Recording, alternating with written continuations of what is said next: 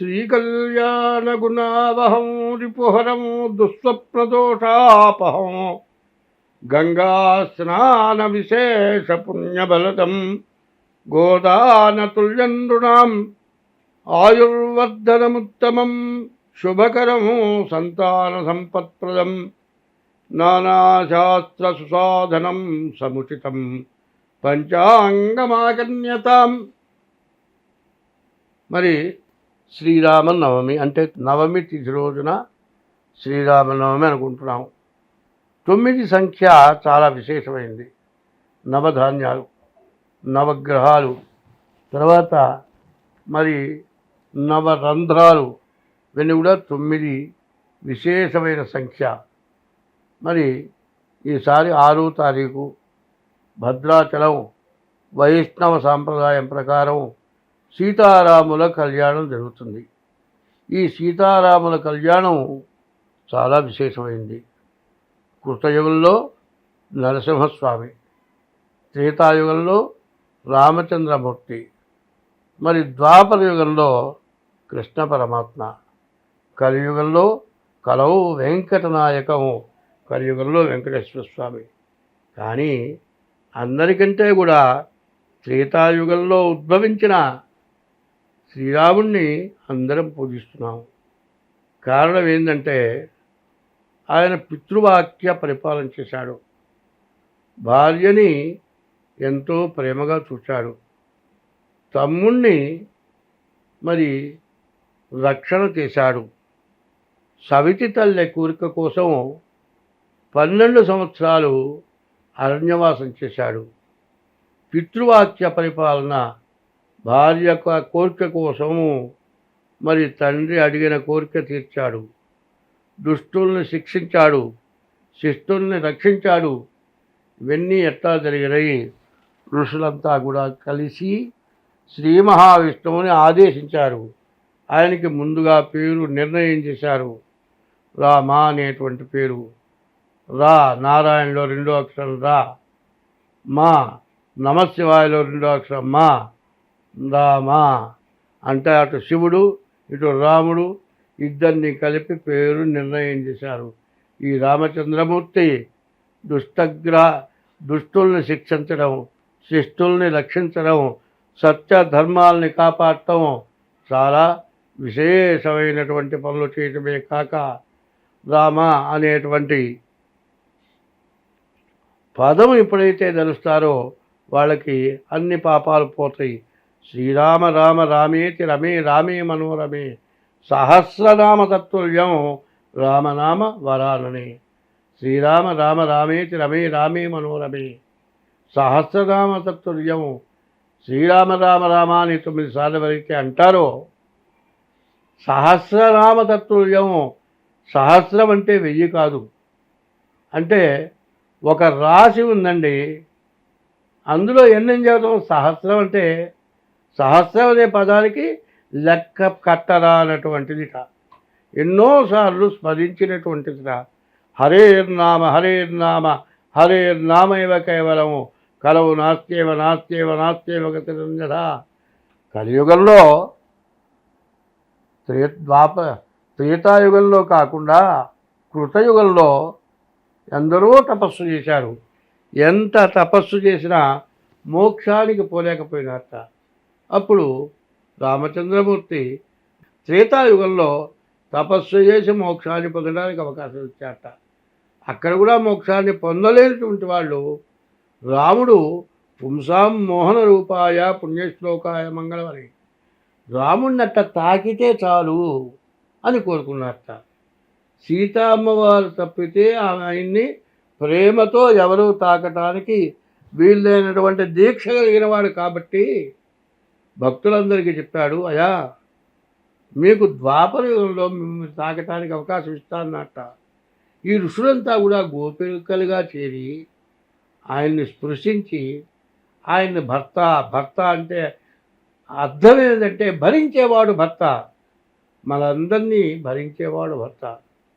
మనమందరం కూడా భగవానుడికి దేవతకి దేవుడికి భార్యలమే. నేను పురుషుణ్ణి అనుకోవాల్సిన పని లేదు. 16,000 మంది గోపికలంటే అది చాలామంది విమర్శించే వాళ్ళు ఉన్నారు. అట్లా కాదు, వీళ్ళంతా ఋషులంతా కూడా ఆ రూపంతో ఆయనతో ఆనందం పొందారు. ఇప్పుడున్న పరిస్థితి ఎట్లా ఉందంటే, ఒక ఆడ మనిషికి మొగ కలిసి వెళ్తుంటే అన్నా చెల్లెలైనా సరే చూడరా ఎట్లా తిరుగుతున్నారు అంటారు. కానీ అన్నా చెల్లెల్ని కూడా విమర్శించేటువంటి కలికాలం బయలుదేరింది. ఆ రోజుల్లో కృష్ణుడితో గోపికలు తిరిగారు అంటే మరి కామం కోసం మాత్రం తిరగలేదు, అది తెలుసుకోవాలి. మోక్షం కోసం ఉన్నారు. ఆ మోక్షం కోసం ఋషులంతా కూడా గోపికలైనారు. అందువల్ల కృష్ణ పరమాత్మ మోక్షాన్ని పొందించడానికి ఋషులంతా కూడా గోపికలైనారు. మరి ద్వాపర యుగంలో కూడా మోక్షాన్ని పొందలేనటువంటి వాళ్ళకి కలియుగంలో ఇచ్చాడు అవకాశం. ఏమిటి? కలో స్మరణాన్ముక్తి. తపస్సులు, యజ్ఞయాగాలు, క్రతువులు ఎన్నో దీక్షగా వేల సంవత్సరాలు బతికి చేస్తే మోక్షం దొరకనటువంటి వాళ్ళకి కలియుగంలో భగవంతుడి యొక్క నామస్మరణ చేస్తే మోక్షం కలుగుతుంది. అయితే కలియుగంలో భగవంతుడి యొక్క నామస్మరణ చేయాలి అంటే నీ నుంచి ఎటువంటి పాపం చేయకూడదు. ఎటువంటి పాపం లేకుండా ఉండి భగవంతుడిని స్మరిస్తే మోక్షం. మళ్ళీ జన్మ లేదు. జన్మ లేకుండా ఉండాలా? 84 లక్షల జన్మలు మనం ఎత్తాము. ఈ 84 లక్షల్లో ఆకాశంలో తిరిగే జీవరాశులు 21 లక్షలు, భూమి పైన ఉన్న జీవరాశులు 21 లక్షలు, భూమి లోపల తిరిగే జీవరాశులు 21 లక్షలు, సముద్రంలో తిరిగే జీవరాశులు 21 లక్షలు, 84 లక్షల జీవరాశుల యొక్క జన్మలు మనం ఎత్తాము. చివరి జన్మ మానవ జన్మ, దుర్లభమైనటువంటి జన్మ. ఈ జన్మ మళ్ళీ రాదు. ఈ వచ్చిన జన్మని సార్థకం చేసుకోవాలి అంటే ఎటువంటి పాపం కూడా చేయకూడదు.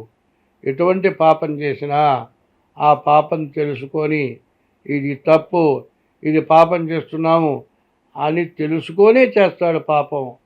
తెలుసుకున్న తర్వాత మరి పురాణాలు చెబుతూ ఉన్నాయి, దీనివల్ల నీవు నశించిపోతావని చెబుతూ ఉన్నటువంటి మాటలు తెలుసుకొని పాపాన్ని పోగొట్టుకొని పుణ్యమైన కార్యాలు చేస్తూ భగవంతుడిని స్మరిస్తూ భగవన్నామం చేస్తూ అందరితో కలిసి మెలిసి ఉంటూ తను తింటూ ఒకరికి పెట్టాలి.